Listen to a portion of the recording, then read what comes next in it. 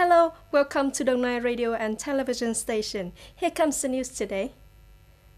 Officially launched in 2016 at Lillehammer 2 International Technology College, a coordinated vocational training program based on German standards, also called a dual training program, has made Lillehammer 2 the first in both recognized countries with the ability to hold graduation exams equivalent to German standards.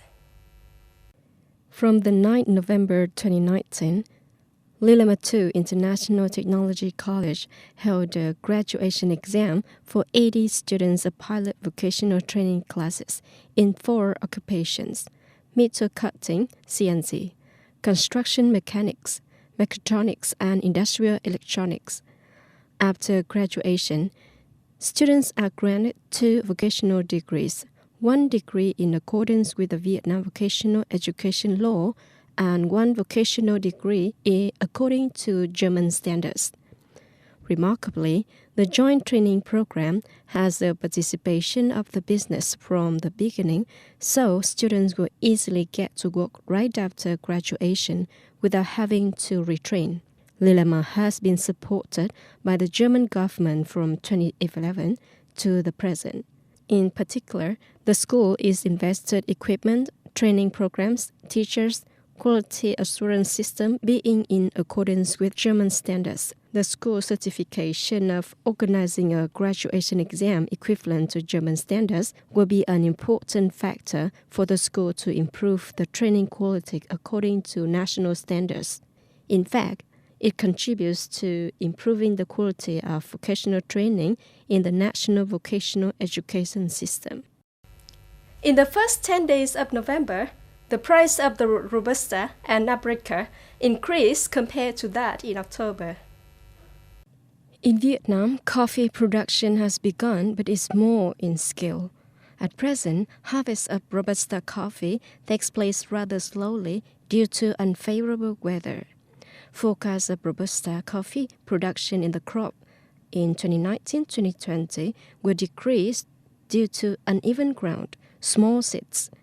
In the first 10 days of November, domestic Robusta prices increased according to global prices, up from 4.0 to 5.3% compared at 33,000 VND per kilogram to 33,800 VND per kilogram.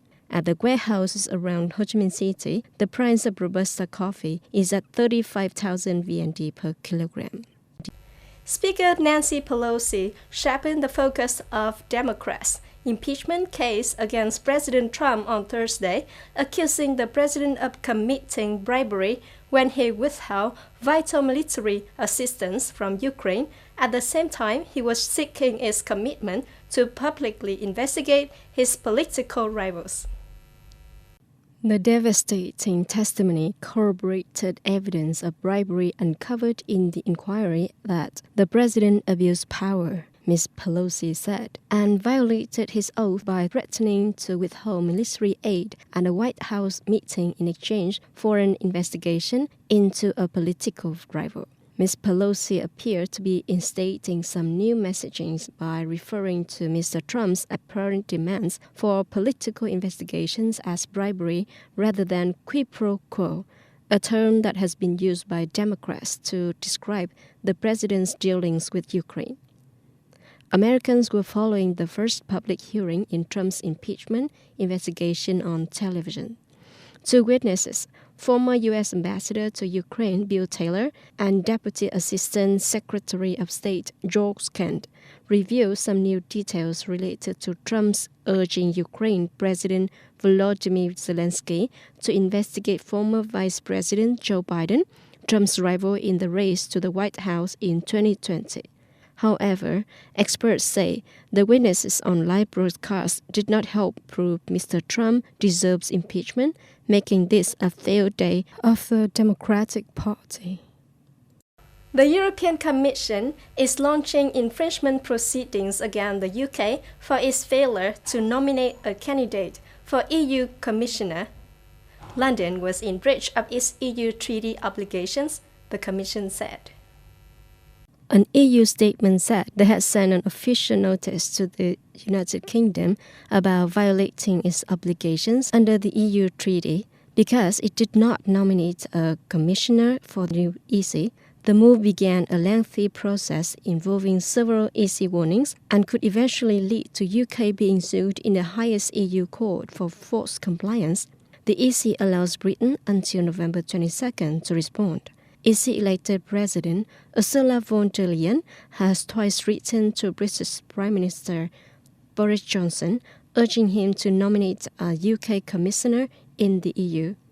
Ms. von der Leyen hopes to lead the cabinet of 28 senior officials nominated from each EU member state so that her committee can take office on December the 1st.